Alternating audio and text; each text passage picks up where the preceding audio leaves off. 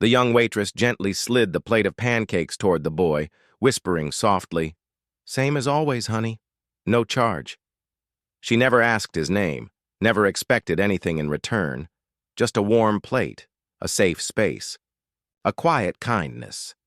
But that morning, the entire diner froze.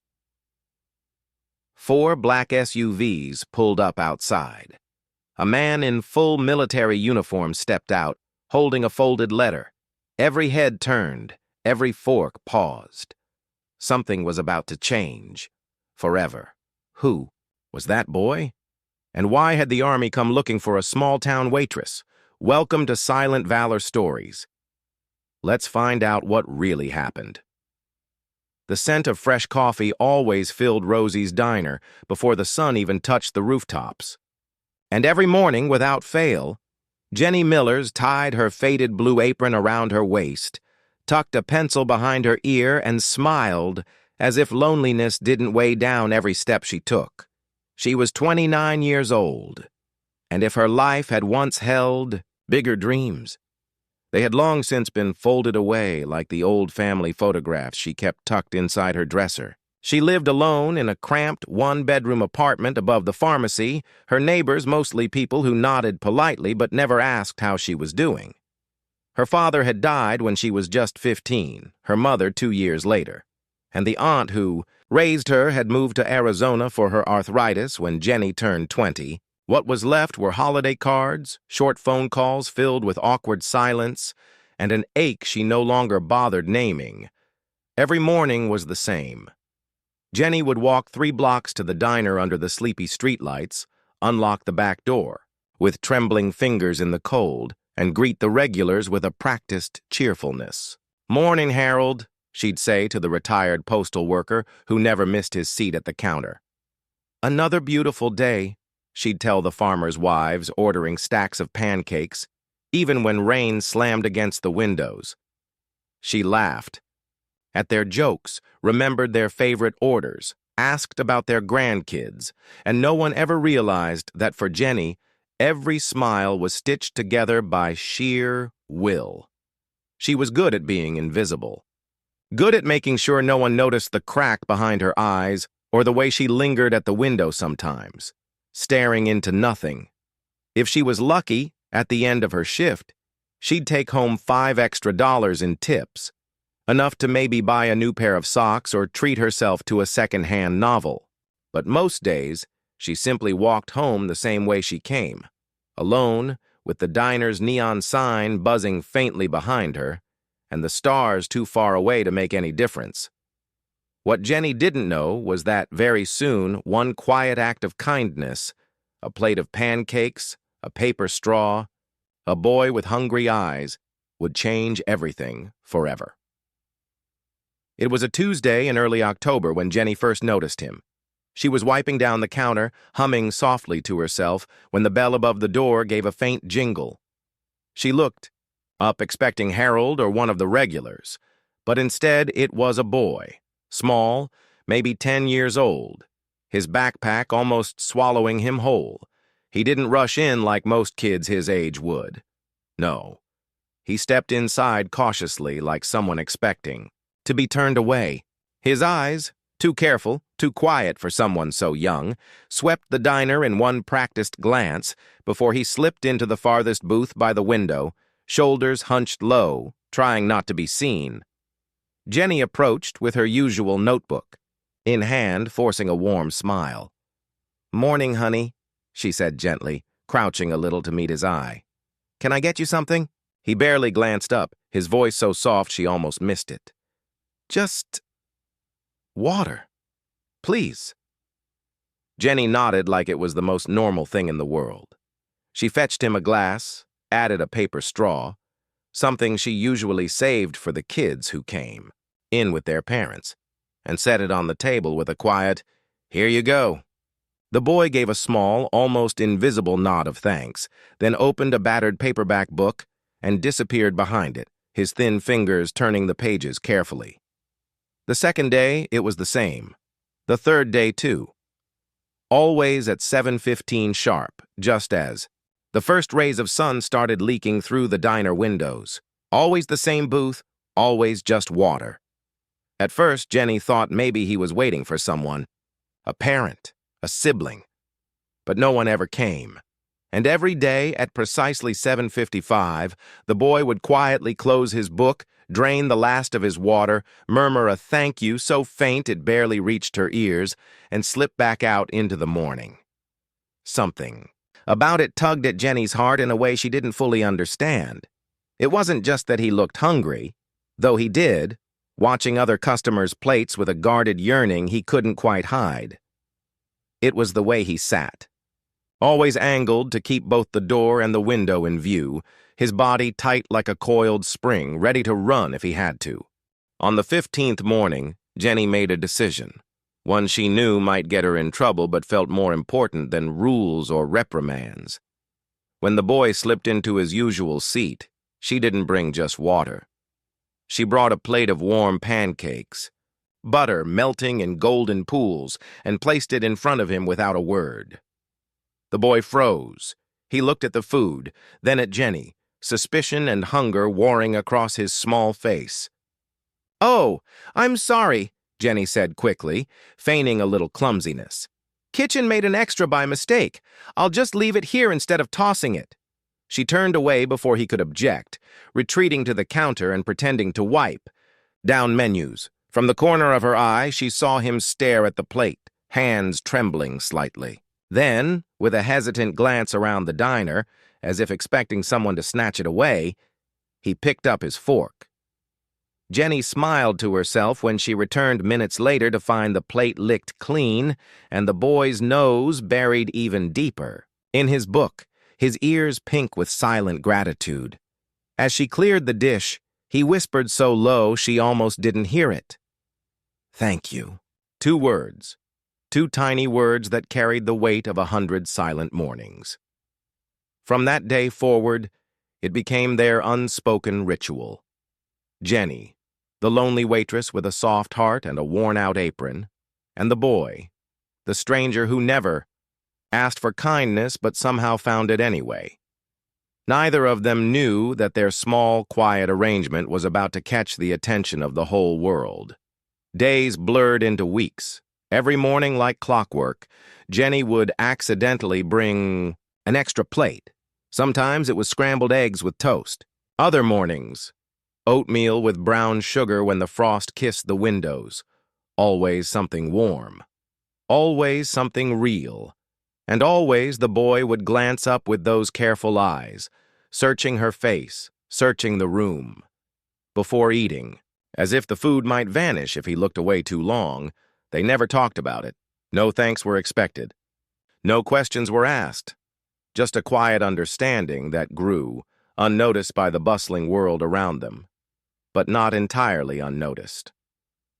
Harold, the retired postal worker who occupied the same stool every morning, leaned over the counter one day, squinting toward the boy's usual booth.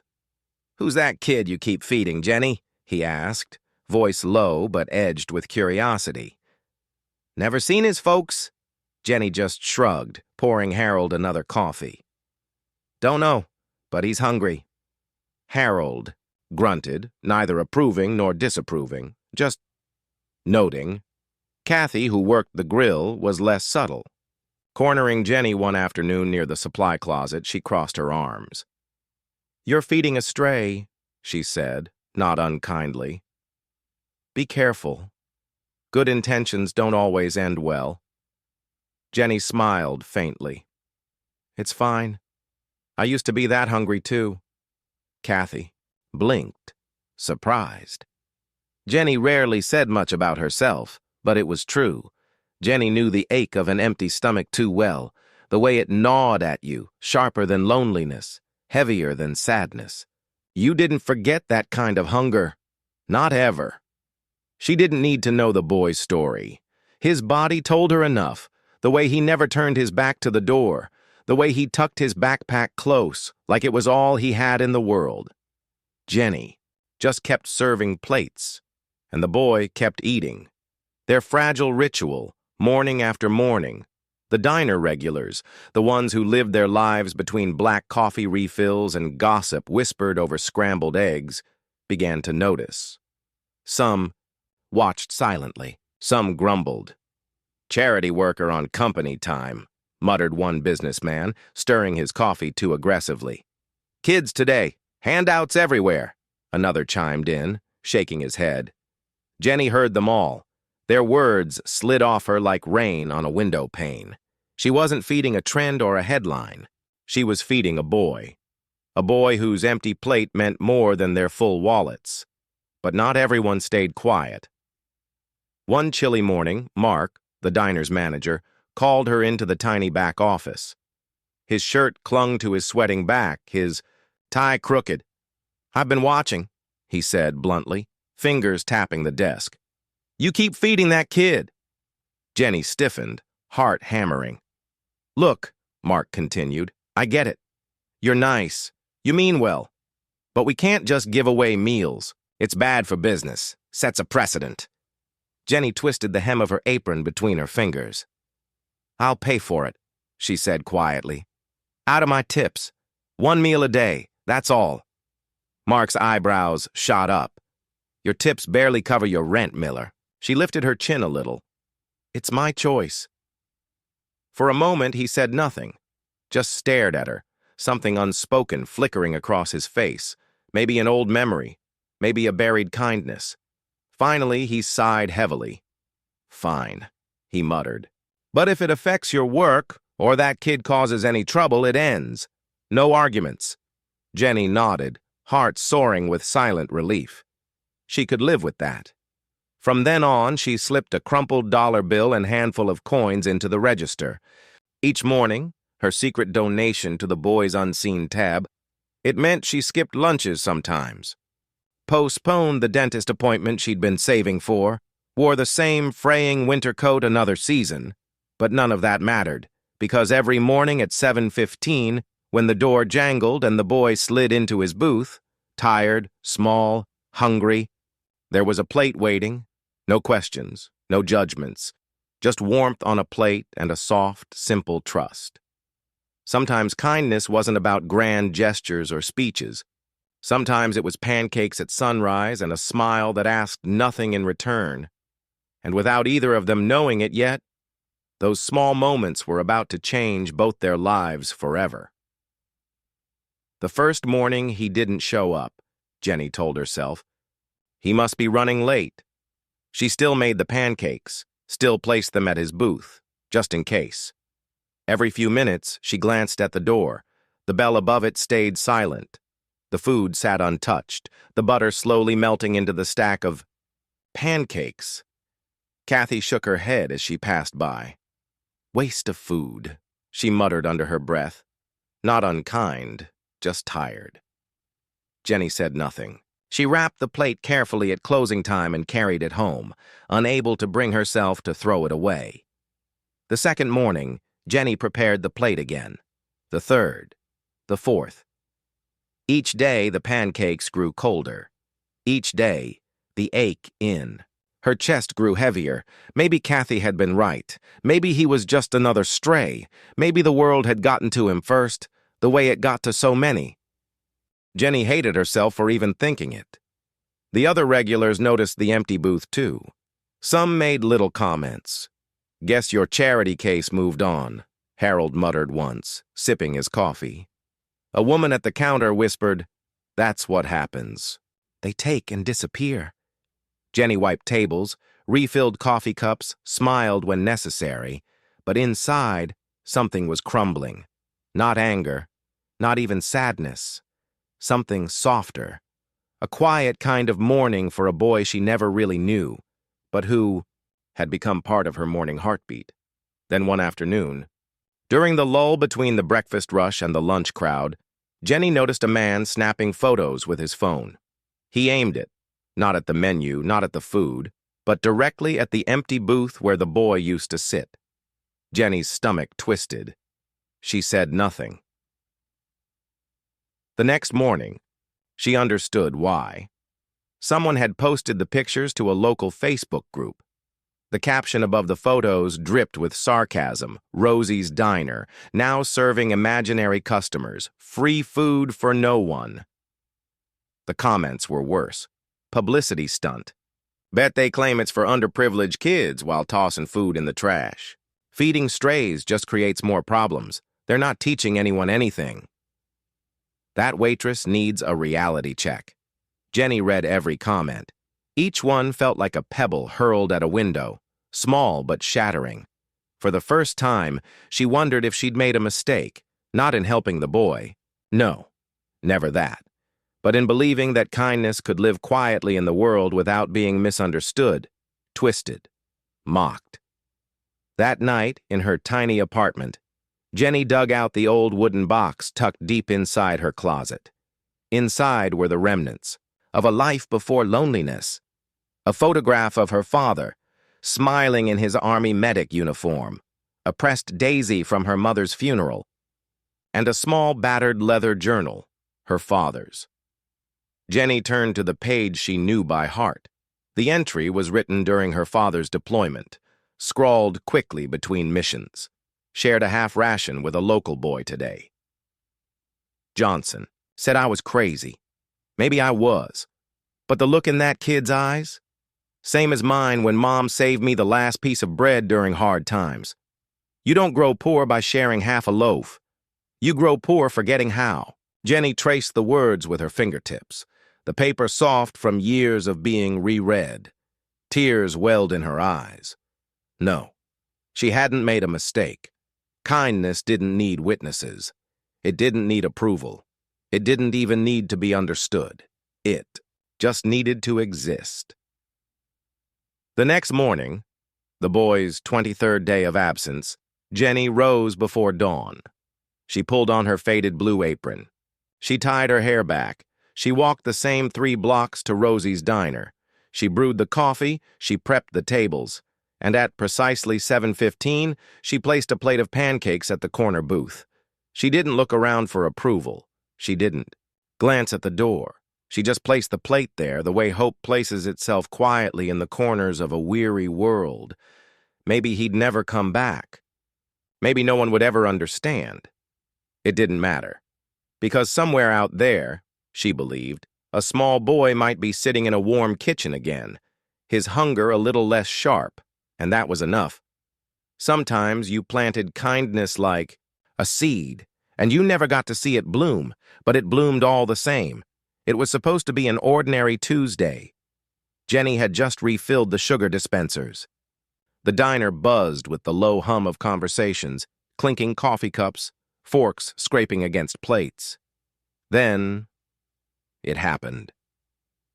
The air changed, like some invisible hand had pressed pause on the world. Jenny, carrying a fresh pot of coffee to a corner table, caught it first. The silence. The stillness. Every head in the diner turned toward the windows at the same time. Outside, 4 massive black SUVs with government plates glided into the parking lot. They moved in perfect sync, forming a semicircle in front of the diner's entrance. The engines idled, low and menacing. Customers froze, forks suspended halfway to mouths, napkins crumpled in anxious fists. A child dropped her crayon. It clattered loudly against the linoleum. From the lead SUV, the driver's door opened. Out stepped a man, tall, square-shouldered, his face weathered by sun and time. He wore the unmistakable dress uniform of a high-ranking military officer, the fabric sharp and heavy with medals. 2 younger officers flanked him, equally stern, equally still. The senior officer's gaze swept across the diner's modest facade. He said something into a radio clipped to his belt. Then, without hesitation, he strode toward the front door. The little bell above the diner's door jingled, a sound absurdly cheerful compared to the gravity now filling the room. Mark, the diner's manager, nearly stumbled from the kitchen, hastily wiping his hands on his apron. "Good morning, sirs," he chirped, his voice an octave too high. "How can I, help you today?" The senior officer removed his cap, tucking it crisply under his arm. His voice was steady, formal. "I'm looking for a woman named Jenny Millers." Every gaze snapped toward Jenny. The coffee pot in her hand trembled slightly. She set it down on the Counter wiped her palms on her apron and stepped forward. "I'm Jenny," she said, heart thundering so loud she was sure everyone could hear it. The officer nodded, studying her as if memorizing every detail. "Miss Millers," he said gravely, "my name is Colonel David Reeves, United States Army Special Forces. Command." He reached into his breast pocket and withdrew a heavy envelope, crisp and official. "I'm here today because of a promise. A promise made by one of our men." He extended the envelope toward her with a reverence that made Jenny's fingers hesitate. For a moment, she just stared at the crisp lettering, at the military insignia stamped on the corner. Behind the colonel, the other officers stood at attention, faces stoic. The whole diner seemed to hold its breath. Finally, Jenny reached out and took the envelope with trembling hands. I don't understand," she whispered. The colonel's expression softened, just slightly. "You will," he said. He nodded once to his men, who stepped back respectfully, forming a perimeter. Colonel Reeves cleared his throat, voice thickening with emotion he tried hard to mask. "The boy you've been quietly feeding for the past several months, his name is Adam Thompson." The name struck Jenny like a physical blow. Adam. He had a name. He had a story. Colonel Reeves continued, every word heavy with meaning. Adam's father was Master Sergeant James Thompson, one of the finest soldiers I ever had the honor of serving with. Jenny's knees weakened. She grabbed the edge of the counter for support. She didn't dare speak, didn't dare breathe. The colonel's voice grew even quieter. After Sergeant Thompson was deployed overseas on a classified mission, Adam's mother abandoned him. The boy was too proud, too scared to ask for help. He managed alone, stretching what little money his father left behind, until there was almost nothing left. Murmurs rippled through the diner. A woman at a nearby table covered her mouth with both hands. An older man bowed his head. "During that time," Colonel Reeves said, "your kindness, your silent kindness, kept him going." Jenny blinked back. Tears. "I didn't know," she rasped. "I just couldn't let him be hungry." The colonel gave a solemn nod. Sergeant Thompson didn't know either. Not at first. But somehow Adam's letters started mentioning you. The woman at the diner. The one who brought pancakes. The one who never asked questions. Colonel Reeves opened the envelope carefully. Inside was a folded, handwritten note, creased and worn from travel. In Sergeant Thompson's final letter, before he died overseas, the colonel said, voice breaking for the first time, he made one request. The colonel read aloud, "If I don't come home, find the woman who fed my boy without asking why. Tell her she didn't just feed a hungry child. She preserved the dignity of a soldier's son." The diner was silent. Even the clinking of dishes in the kitchen had stopped. Every soul in the room was locked on Jenny. The quiet waitress, who with a few simple plates of pancakes, had upheld something sacred. Tears spilled down her cheeks, freely now. The colonel stepped back, saluted her sharply, the kind of salute reserved for heroes. Behind him, every officer followed suit, on behalf of the United States Army Special Forces, on behalf of Master Sergeant James Thompson, on behalf of Adam. Colonel Reeves spoke one final sentence. "Thank you, Miss Millers, for feeding a soul and saving a legacy." The following days felt like living inside a waking dream. Word of the black SUVs at Rosie's Diner spread across town like wildfire. First it was whispers at the grocery store, then murmurs at church gatherings. By the end of the week, Jenny's story was on the front page of the local newspaper, Small-Town Waitress, honored by U.S. Army for acts of quiet kindness. Photos appeared, grainy snapshots of Jenny standing, stunned, surrounded by soldiers in full-dress uniform. The article recounted how a simple plate of pancakes had woven a thread of hope between a boy surviving in silence and a soldier fighting an ocean away. By Sunday morning, even people who had once mocked her were now stopping by the diner, leaving larger-than-usual tips, notes scribbled on napkins. Thank you for reminding us what matters. You make our town proud. My son is deployed. Your kindness gives me hope. Mark, the manager who once scolded her for giving away free meals, did something no one expected. He hung a small American flag above the booth where Adam had once sat. Below it, he mounted a discreet plaque, reserved for those who serve and for those who wait. No one dared sit there unless they wore a uniform or carried a story in their eyes that Jenny instinctively understood. The diner, once just a sleepy stop between laundromats and hardware stores, transformed into something bigger. Soldiers passing through town started making quiet pilgrimages to Rosie's. Veterans with weathered faces and heavy hands would sit in the booth, sometimes alone, sometimes with family, always leaving something behind, a unit patch, a coin, a photograph. Jenny collected them all, pinning them to a growing bulletin board behind the counter, a patchwork of gratitude from all over the country. One morning, about a week after the colonel's visit, Jenny found a manila envelope tucked behind the counter with her name scrawled across the front. Inside was a letter, written on simple-lined notebook paper in the careful handwriting of a child. Dear Miss Jenny, I didn't know your name until the colonel came. But every morning for all those weeks, you were the only person who looked at me like I wasn't broken or invisible. My dad always said real heroes don't wear capes. They wear uniforms. But I think sometimes they wear aprons, too. When Dad stopped writing, I thought maybe the world forgot about us.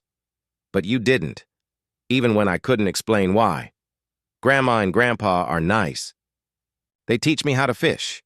Grandma makes good cookies, but sometimes I miss Dad. And sometimes I miss your pancakes, too. Thank you for not asking questions when I couldn't answer them. Your friend, Adam Thompson, P.S. I finished the book I was reading. It had a happy ending after all. Jenny pressed the letter to her chest, her shoulders shaking with silent sobs. She framed it quietly and hung it behind the counter. Not prominently, not for attention, but tucked away, where only those who looked closely would find it, a secret kind of shrine. The Facebook group that had once mocked her with cruel memes now shared the full story. Thousands of shares, hundreds of comments from strangers. She reminds me of my mom who fed kids in our neighborhood. Heroes come in many forms, sometimes with aprons instead of medals. The Army sent her an official challenge coin, a small, heavy token usually awarded within military ranks for exceptional service. One side bore the insignia of the Special Forces. The other side was engraved with two words, Semper Memor. Always. Remembering. Jenny kept it in her pocket at all times, a quiet, solid reminder that kindness given without expectation sometimes circles back in the most extraordinary ways. Even Mark, changed by it all, quietly amended the diner's policy. He placed a hand-painted sign in the window. Whoever you are, whatever you can pay, no one leaves hungry. When Jenny caught him putting it up, he just shrugged sheepishly. Figured it was time, he muttered. No speeches, no grand gestures, just a quiet act of decency. Passed forward. On a quiet afternoon months later, an elementary school field trip visited the diner. As Jenny poured syrup for a group of giggling children, a little girl tugged on her apron. "My daddy says you're a hero," the child said solemnly. Jenny knelt down, smiling. "No, sweetheart," she said. "I'm just someone who knows what it feels like to be hungry." The girl's teacher, standing nearby, nodded, understanding the layers beneath those simple words. As the sun set that evening, Jenny stood outside Rosie's, watching the fading light dance against the American flag fluttering above the entrance. She slipped her hand into her pocket, feeling the weight of the coin. In another town, Adam was growing up, fishing with his grandparents, carrying his father's memory, and maybe carrying the knowledge that he had once been seen, fed, cared for, without needing to explain why. Not everyone who helps needs recognition. Some people just need to know that today someone isn't hungry, and that alone is enough to change a life. Almost exactly 1 year later, on a quiet Tuesday morning, Jenny walked to work just like she always had. The crisp air carried the scent of freshly cut grass, and somewhere in the distance, a school bus rumbled past, a sound she had come to associate with Adam's early morning visits. She pushed open the door to Rosie's diner, tying her apron with familiar movements. The diner looked a little different now. Photos, patches, letters, all hung carefully behind the counter. A collage of memories. A mosaic of small acts of gratitude stitched together over the year. As Jenny wiped down the counter, she noticed something out of place at her station. A small metallic coin rested beside the napkin holder. Her heart skipped.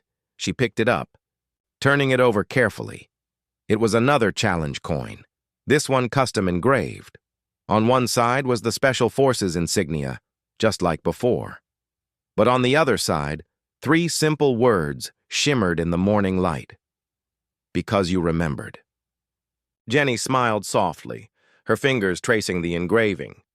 No note, no ceremony, just the coin, left quietly by someone who understood. Stepping outside for a breath of fresh air, she scanned the street. Nothing unusual, just the hum of the waking town. Sprinklers ticking, a dog barking 2 streets over, the rustle of newspaper deliveries, but somehow the world felt different, brighter, kinder, more connected. Inside, the diner filled slowly with the morning crowd. Among them were new faces, soldiers passing through, families wearing proud Army Mom shirts, veterans leaning on canes but carrying their heads high, and always, someone who looked toward the flag hanging proudly above Adam's booth before taking a seat. It had become a kind of ritual now, unspoken, sacred. Later that afternoon, Jenny finished her shift and walked home, her footsteps light against the sun-warmed sidewalk. Thus, challenge coin rested in her pocket, a solid, comforting weight. When she reached her apartment, she unlocked the door and paused. On her small kitchen table sat a plain envelope, hand-addressed. No return address. Jenny opened it carefully. Inside was a photograph, a boy standing by a lake, a fishing rod in hand, grinning wide enough to split his face. Taped to the back was a note written in a messy but determined scrawl, "Miss Jenny, I'm doing good. Caught my first fish yesterday. Grandpa said it was beginner's luck. But I think it was you. You reminded me that sometimes when the world feels really big and scary, one person's kindness can make all the difference. Thank you for not asking why. Thank you for just being there. I'm gonna be okay, I promise. Your friend, Adam Thompson." Jenny pressed the photo to her chest, tears slipping down her cheeks unchecked. Not sad tears, grateful ones. That night, she placed the new coin beside the first one. 2 tokens of something you couldn't touch, but could always feel. Hope, kindness, memory. And as she sat by the window watching the stars blink awake in the Kansas sky, Jenny whispered a promise into the quiet. No one leaves hungry, not while I'm here. Because kindness given freely, without expectation, without conditions, had a way of living on, growing, multiplying, changing the world, one unseen heart at a time. Sometimes you never know the weight of the small kindness you offer, a simple plate of pancakes, a smile without questions, a quiet corner where someone feels seen. Jenny never asked for recognition. She never expected anything in return. She just showed up day after day with a plate, a smile, and a heart that refused to let anyone feel invisible. And somewhere out there, a little boy grew up knowing that even in his darkest days, someone cared. That memory, that feeling, it lasts a lifetime. If you believe that even the smallest kindness can change a life, if you believe that quiet heroes walk among us every day, unnoticed but unforgettable, type HOPE in the comments below. And if Jenny's story touched your heart today, help us keep telling stories that honor these quiet moments of humanity. Share your thoughts below, like the video if it moved you.